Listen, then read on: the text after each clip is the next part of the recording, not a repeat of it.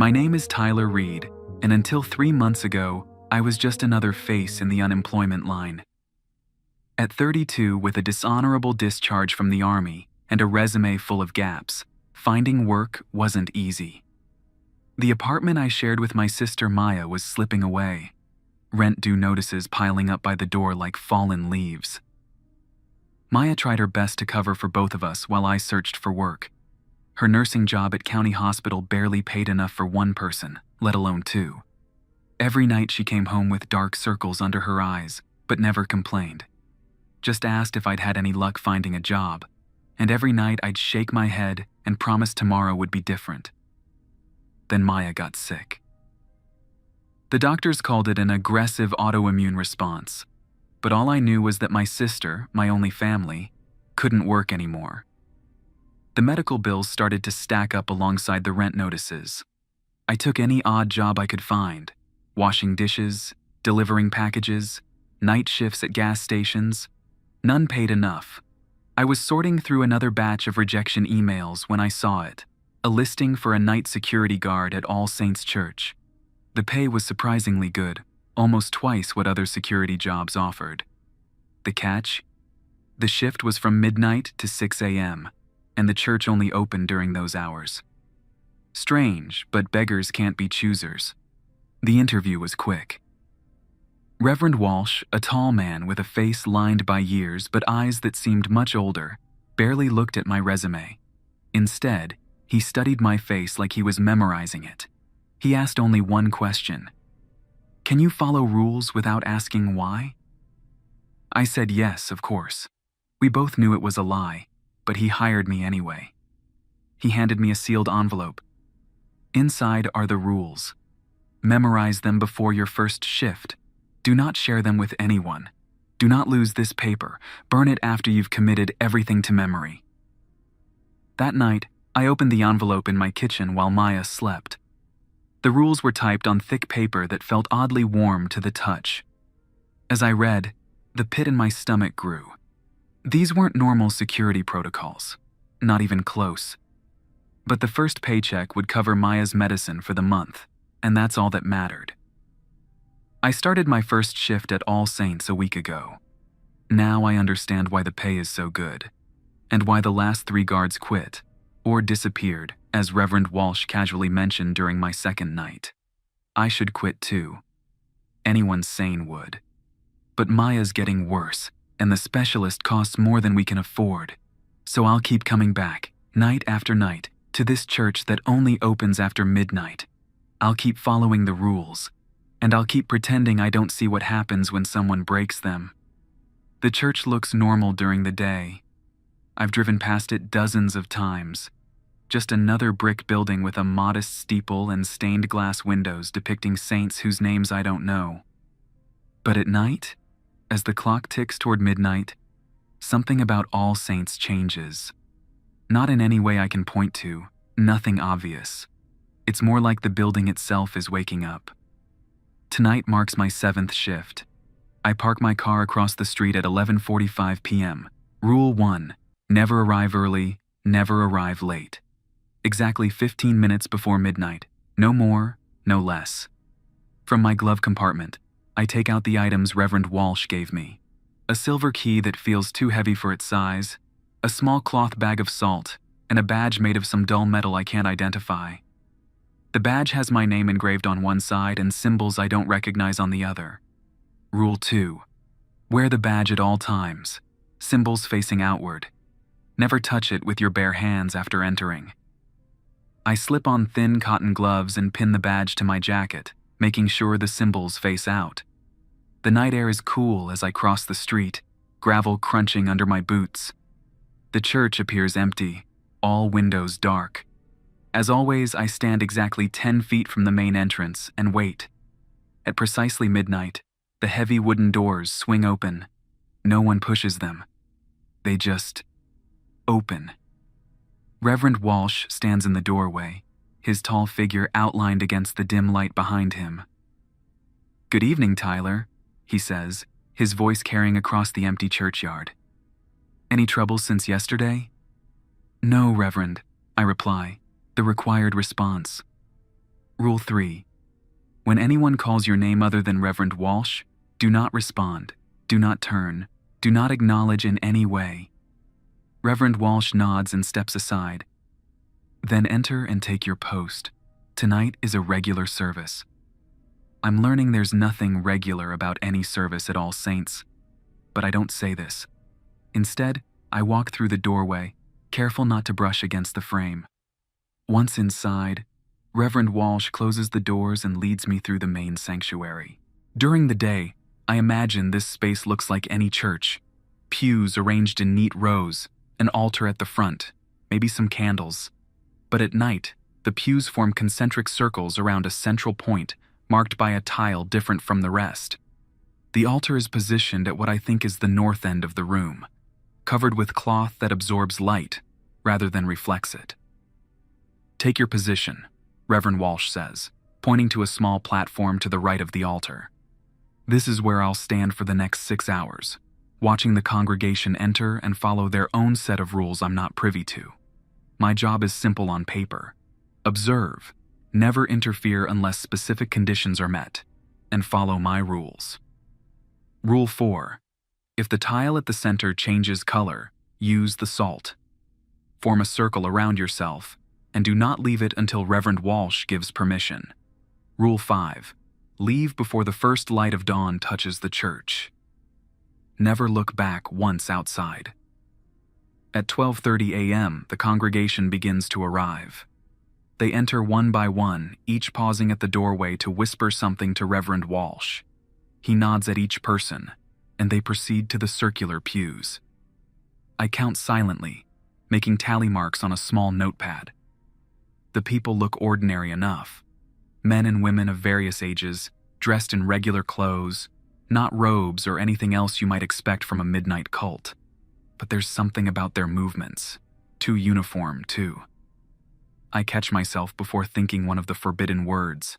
I need this job. By 1 a.m., 27 people have entered. Reverend Walsh approaches my platform. Count? He asks. 27, I respond. Correct. He seems pleased, which is better than the alternative. Last night I counted wrong, said 31 when there were 30. His disappointment felt physical, like cold water down my spine. He made me recount, pointing to each person until I saw my error. I won't make that mistake again. The service begins with Reverend Walsh standing at the central tile. He speaks in a language I don't recognize, not Latin or any other church language I've heard. The congregation responds in kind, their voices creating a sound that makes my teeth ache. I focus on my breathing, on the weight of the badge against my chest. The first night I nearly passed out during this part. Now I know to brace myself. At 2:17 a.m., something changes. A hush falls over the congregation. Reverend Walsh steps back from the central tile, and a member of the congregation approaches, an older woman with silver hair twisted into a tight bun. The tile remains its normal color, so I stay still. The woman kneels at the center, places both hands on the tile, and begins to speak. Her voice sounds different from the others, deeper, with an echo that doesn't match the acoustics of the room. As she speaks, the air grows colder. My breath forms small clouds, though no one else's does. I count the congregation again, a nervous habit now. Still 27. Good. The woman stands, her message delivered. Reverend Walsh nods and turns to face the congregation. Tonight we welcome a visitor, he announces in English. As is our custom, we offer a question. This is new. My fingers tighten around the cloth bag of salt in my pocket. The main doors open again, though I didn't hear anyone knock. A figure stands in the doorway, tall, dressed in a dark suit that looks expensive. From my position, I can't make out their face clearly. Enter and be known, Reverend Walsh says. The visitor steps inside. The doors close behind them with a sound like a sigh. As they walk toward the center, I notice that their footsteps make no sound against the stone floor. My skin prickles with warning. The visitor reaches the center and stands on the tile. In the dim light, I can see their face now.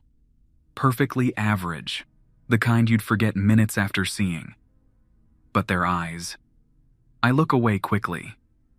"Ask your question," Reverend Walsh says to the visitor. The visitor smiles. "I seek the one who carries debt beyond money." The congregation stirs, whispering to each other. Reverend Walsh raises his hand, and they fall silent. "We acknowledge your question. The answer will come when due." The visitor nods and turns, scanning the room. Their gaze passes over me, and it takes all my willpower not to flinch. For a brief moment, I think they're going to approach me, and my hand closes around the badge. Instead, they point to a young man in the second circle of pews. "You." The young man stands, trembling visibly. I don't." "Bring him forward," Reverend Walsh commands, and 2 congregation members escort the young man to the central tile. What happens next makes me bite my tongue so hard I taste blood. The visitor places both hands on the young man's face, gently, almost tenderly. Then they begin to speak in his ear, too quietly for anyone else to hear.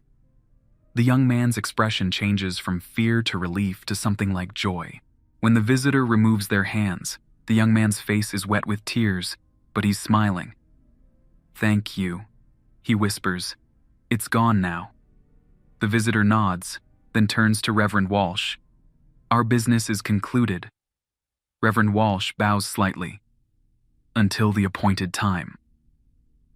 The visitor leaves the same way they came, the doors opening and closing on their own.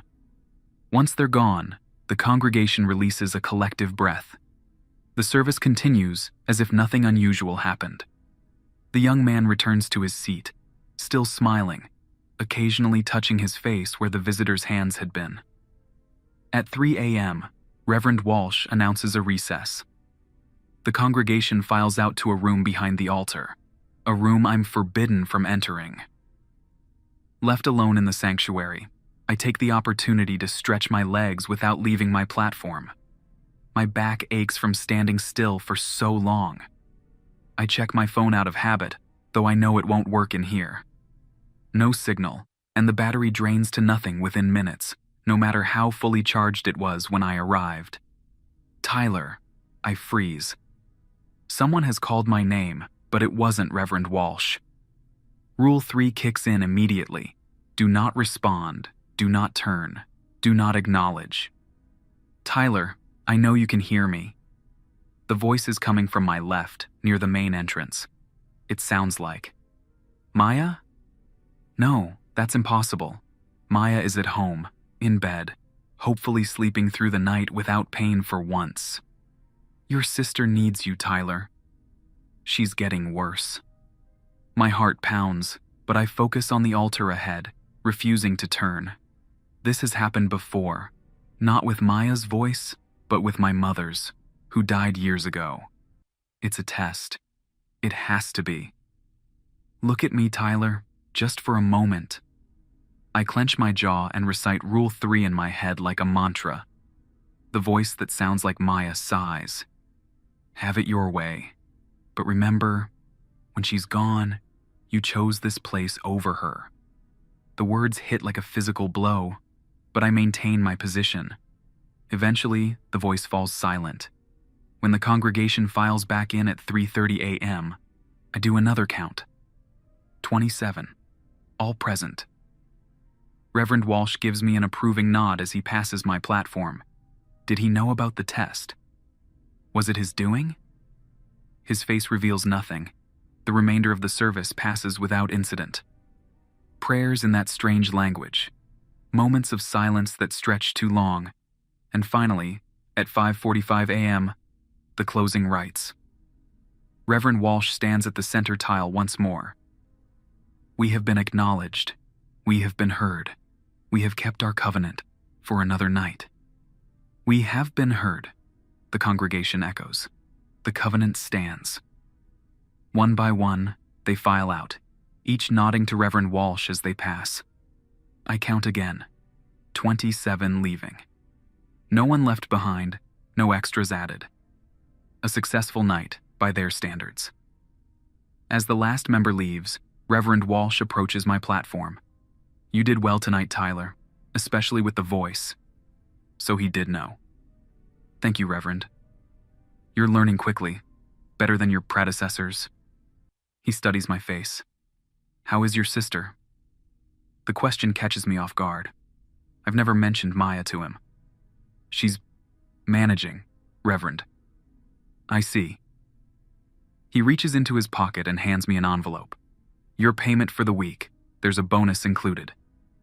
I take the envelope, feeling its unexpected weight. "Thank you."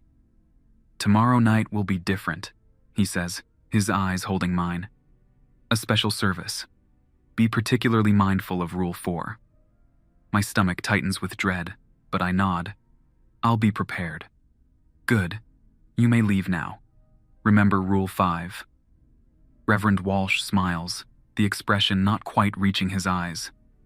"Until tomorrow night, Tyler." I tuck the envelope into my jacket pocket and walk toward the exit, removing my badge as I go. The doors open for me, and I step out into the pre-dawn darkness. The church grounds are silent, empty. My car sits where I left it, across the street. As I walk away, every instinct screams for me to look back, to see what the church becomes as night surrenders today. But I keep my eyes forward, remembering what happened to the guard before me who broke that rule. Reverend Walsh didn't specify what happened to them, but the way he described finding their uniform empty on the church steps told me enough. I reach my car, climb in, and drive away, the envelope heavy in my pocket. Tonight I'll be able to pay another installment on Maya's treatment. Tonight she might sleep a little easier. And tomorrow, I'll return to All Saints for the special service, whatever that means. Because even with all the rules, all the strange occurrences, all the dread that fills me when those doors open at midnight, this job is keeping my sister alive. For that, I can face whatever waits for me in that church. I have to. I didn't sleep well after last night's shift. Maya was awake when I got home, pain keeping her from rest. I gave her the medicine and sat with her until she dozed off around noon. The envelope from Reverend Walsh contained more money than expected, enough to cover next month's treatment too. As I counted the bills, something fell out. A small stone, smooth and black, warm to the touch. No note, no explanation. I nearly threw it away, but some instinct made me pocket it instead. After a few hours of fitful sleep, I woke to check on Maya. She looked better today, some color back in her cheeks. The new medicine must be working. I didn't tell her about the church or the rules. She thinks I'm working regular security at an office building. Better that way. As evening approaches, I prepare for my shift. The special service Reverend Walsh mentioned has me on edge. I check my supplies twice. Badge, salt, gloves. I add a small flashlight, though I've never needed one inside the church. It always has that dim light that seems to come from nowhere and everywhere. The stone from the envelope sits on my bedside table. On impulse, I pocket that too. I arrive at All Saints at 11:45 p.m. exactly. The church looks different tonight. I can't say how, but something about the building feels more alert. I shake off the thought and cross the street, taking my position 10 feet from the main entrance. The doors open at midnight, but Reverend Walsh isn't there. Instead, a woman stands in the doorway, tall, pale, with white hair cut close to her scalp. I've seen her in the congregation, always in the innermost circle of pews. "Tyler Reed," she says, her voice like dry leaves. "Enter and take your post." I hesitate. This breaks routine, and routine seems important at All Saints. But Rule 1 says nothing about who must greet me, only when I must arrive. "Where is Reverend Walsh?" I ask. "Preparing," she replies, offering nothing more. "The special service requires his full attention. I am Deacon Norris. I will guide you tonight." I enter, keeping my distance from her as I pass. Inside, the church looks transformed. The circular pews are gone, replaced by a single row of chairs along the walls. The central tile glows faintly, not changing color, but pulsing with inner light. "What kind of service is this?" I ask, fingering the salt bag in my pocket. Deacon Norris smiles thinly. "A communion, with a visitor who has shown particular interest in our congregation. And in you." My stomach drops. "In me?" "Your post is there." She points to my usual platform. "The rules remain the same, though tonight you may find Rule 4 particularly relevant. If the tile changes color, use the salt. Form a circle around yourself, and do not leave it until Reverend Walsh gives permission." I take my position, feeling exposed without the congregation to direct attention away from me. The church is empty except for Deacon Norris, who takes a seat near the door. "When will the others arrive?" I ask. "There are no others tonight, only those needed for the communion." At 12:30, the main doors open again. Reverend Walsh enters, followed by 4 members of the congregation I recognize from previous nights. They wear dark clothes with symbols stitched in silver thread, the same symbols on my badge. "Tyler," Reverend Walsh nods to me. "You've met Deacon Norris." "Yes, Reverend." "Good. Tonight's service is special, as I mentioned. A visitor has expressed interest in meeting you specifically." "Me? Why?" Reverend Walsh ignores my question. "The rules protect you, Tyler. Remember them." The group takes positions around the central tile, forming a pentagon. Reverend Walsh speaks in that strange language, his voice stronger than I've ever heard it. The others respond, their voices blending into a sound that makes my ears pop. The tile's glow intensifies. I grip my platform's railing, suddenly dizzy. The black stone in my pocket feels hot, even through my clothes. I don't know how long the chanting continues. Time feels slippery in the church, but especially tonight.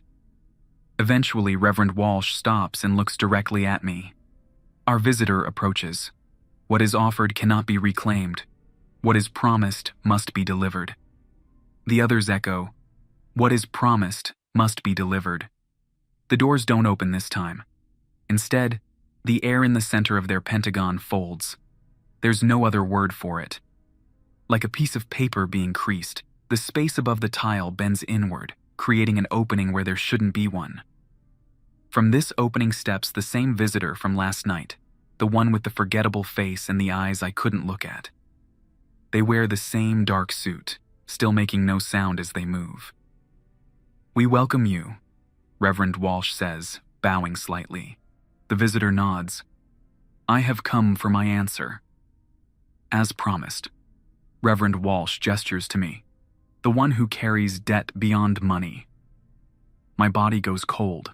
The visitor turns to face me, and this time I can't look away from their eyes, dark pools that seem to go back forever, like staring down a well with no bottom. "Tyler Reed," the visitor says my name like they're tasting it. "Do you know what debt you carry?" My mouth is dry. I don't. "Your sister lives because others have died." The words make no sense, yet deep down I understand them perfectly. Maya's treatments, the experimental drug that's helping her recover, how did they develop it? Who were the test subjects before her? The visitor approaches my platform. Every instinct screams at me to run, but I'm frozen in place. "I collect debts," they continue. "Yours has come due." The tile changes color, from gray stone to deep red, like freshly spilled blood. Rule 4 kicks in. I fumble with the bag of salt, my fingers clumsy with fear. The visitor is at the steps of my platform now, reaching out with a hand that suddenly looks too long, the fingers tapering to points rather than normal fingertips. I pour the salt in a circle around myself, my hands shaking so badly I nearly spill it all in one spot. The visitor stops at the edge of my salt circle, head tilting like a curious bird. "A boundary," they say, sounding amused. How quaint. Reverend Walsh approaches, standing beside the visitor. The debt can be transferred, as we discussed. Another may take his place. The visitor's gaze remains fixed on me. The original debtor has flavor, but I will accept a substitute of equal value. Well, Tyler, Reverend Walsh asks, will you pay your debt, or shall another pay it for you? The question hangs in the air. If I step out of this circle, the visitor will take me. To where, I don't know, but I doubt I'd return. If I refuse, someone else pays in my place. Someone else disappears, like the guards before me. What happens if I pay this debt? I ask, playing for time. The visitor smiles, revealing teeth that are too white, too even. Your sister lives, your debt ends, the balance is restored. And if someone else pays?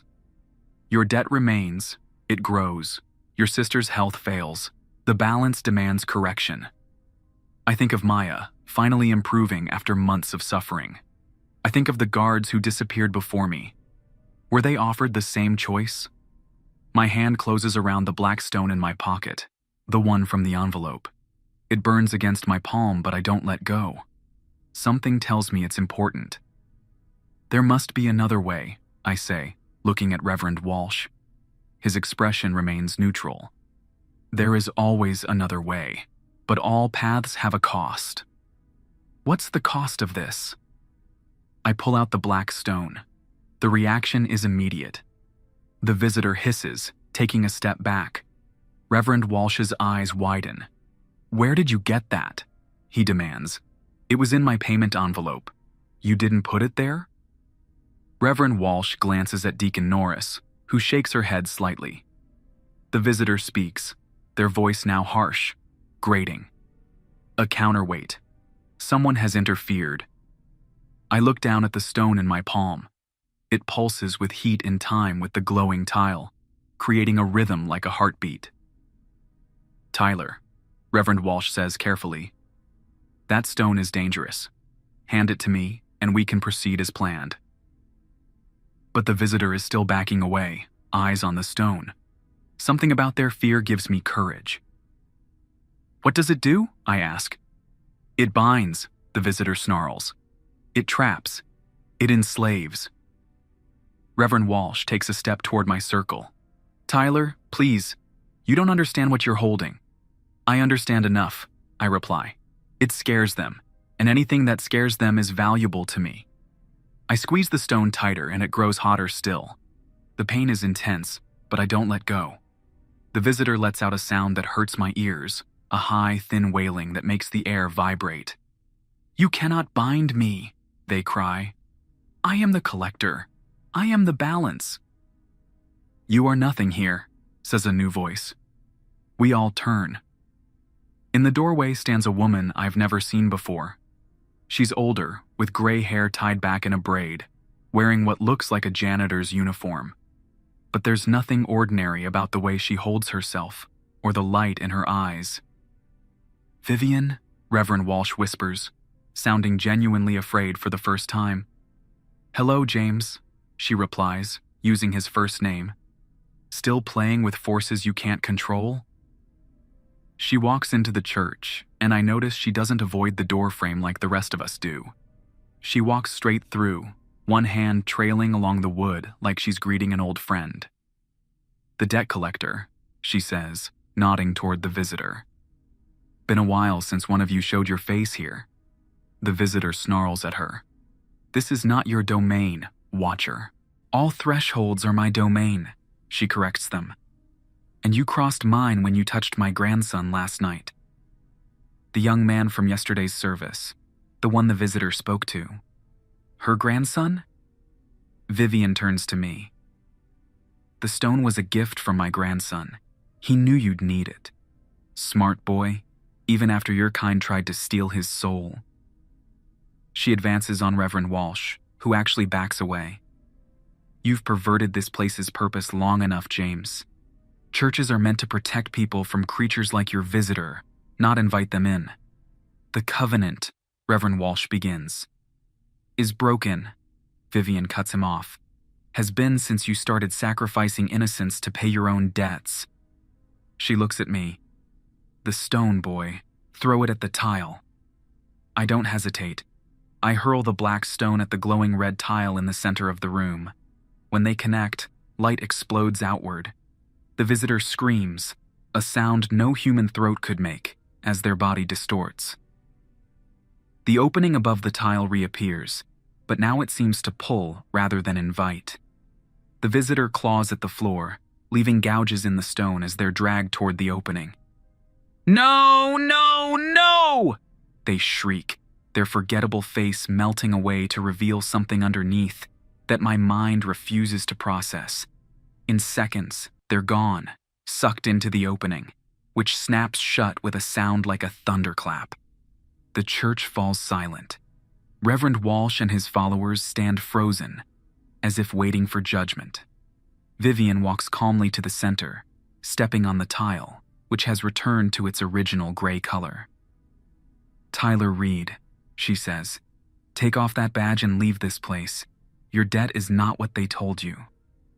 My sister will recover. Her illness was their doing, to bring you here." She gives Reverend Walsh a look that could curdle milk. "They've been recruiting for their covenant for years. Find the desperate, make them more desperate, then offer salvation at a terrible price." I rip the badge off, dropping it to the floor.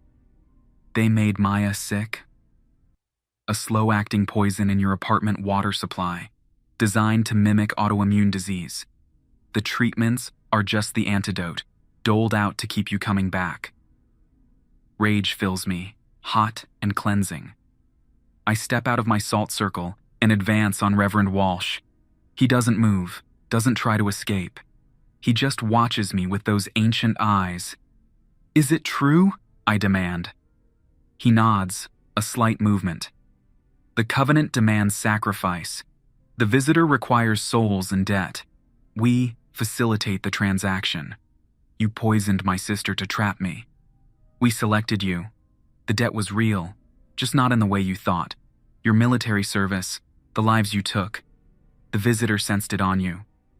I want to hurt him, to make him pay for what he's done to Maya, to me, to how many others." But Vivian places a hand on my arm. "Dawn approaches," she says. "This place won't be safe for you when the light comes.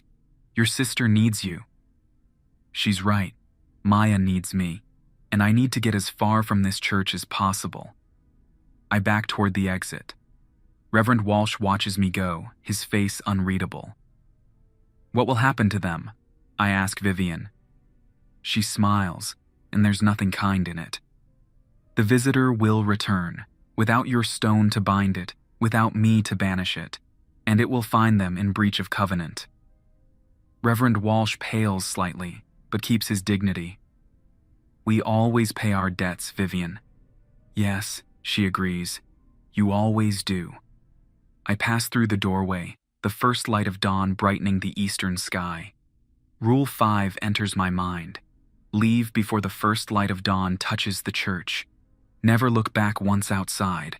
This time, I break the rule. I turn and look back. For a moment, the church looks different, older, more grand, yet somehow wrong, like an image reflected in warped glass.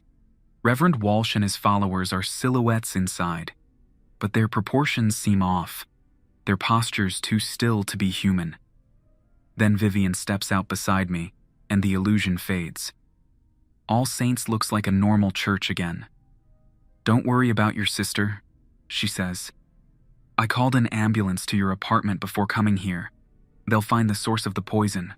She'll recover fully." "Thank you," I say, meaning it. "But why help me? Why now?" Vivian looks at the church, her expression complex. "I was the caretaker here once, before James and his cult took over. This was a place of genuine sanctuary. I've been waiting for the right person to help me reclaim it." "And that's me?" She smiles, a real one this time. "No, Tyler Reed. Your role was to break the covenant cycle. My grandson's role is to bind the visitor. And my role," she trails off, looking back at the church, "my role is to clean up this mess, once and for all." She pats my shoulder. "Go to your sister. Forget this place. Forget these rules." I know I should leave, drive straight to the hospital to find Maya, but I need to know. What will happen to them? To Reverend Walsh and the others? Vivian's smile fades. The visitor always collects, and with the covenant broken. She shrugs. The debt falls due to those who made the original promises. As if on cue, a scream erupts from inside the church, high, terrified, and abruptly cut short. I jerk toward the sound, but Vivian holds me back. Not your concern anymore. Go to your sister. This time I listen. I walk to my car without looking back again, the screams from the church fading as I put distance between us. By the time I start the engine, the church is silent. As I drive away, I glance in my rearview mirror just once. The rising sun illuminates All Saints, making the stained glass windows glow. It looks peaceful, ordinary. No one would ever guess what happens inside after midnight. I focus on the road ahead, on getting to Maya, on putting this all behind me. But I know I'll never forget the church that only opens after midnight, or the rules that kept me alive inside it. Some debts you pay in money, some you pay in blood, and some, like the debt Reverend Walsh owed, you pay in soul. I just hope Maya and I have paid ours in full.